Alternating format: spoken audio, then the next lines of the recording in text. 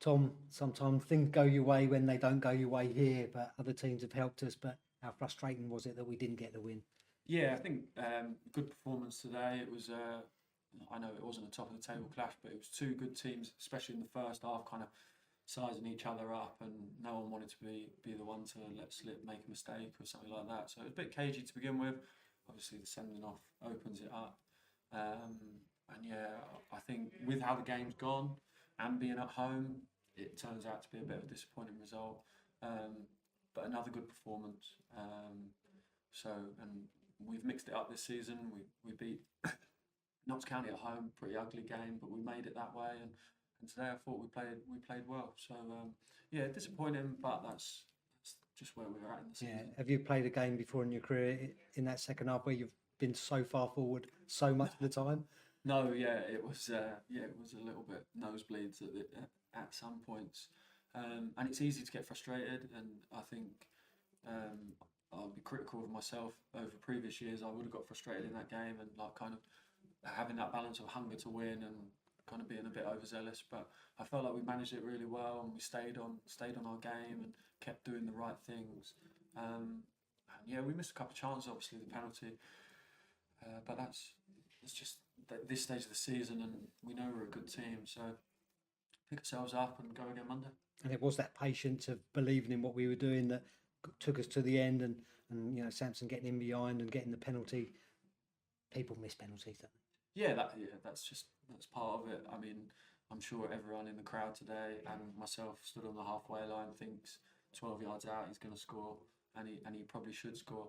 But that's just not always the case. And it's easy for us all to stand there and say that. But ultimately, like I didn't want to take it. You know what I mean. So fair play for stepping up and taking it. And for the keeper to save it by not diving, I think is a bit pretty mad. I've not seen too many keepers never dive. So yeah, it's disappointing. But we had chances after that. We had chances before that.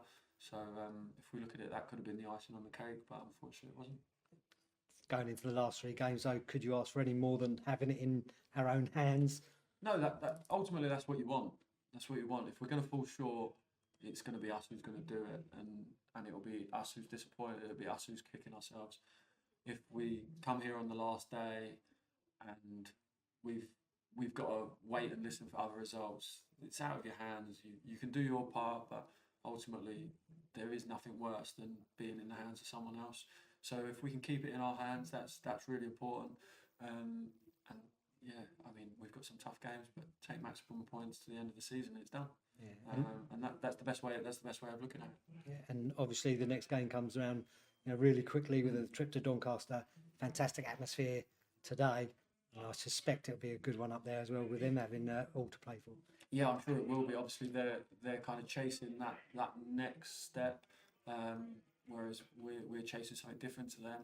They're also trying to secure the playoffs as well. So yeah, I'm sure it will be. It's a good ground. It's a nice place to go to, and yeah, it will be a good game. Obviously, they've played a game extra on us, kind of over the last week or so. So it'll be tough for them, but a bit like what Crewe done to us today. Um, we're going to spoil their party really. Fortunately for us, Crewe done it pretty well today, and hopefully we can take it a step further on Monday night and really take it off them.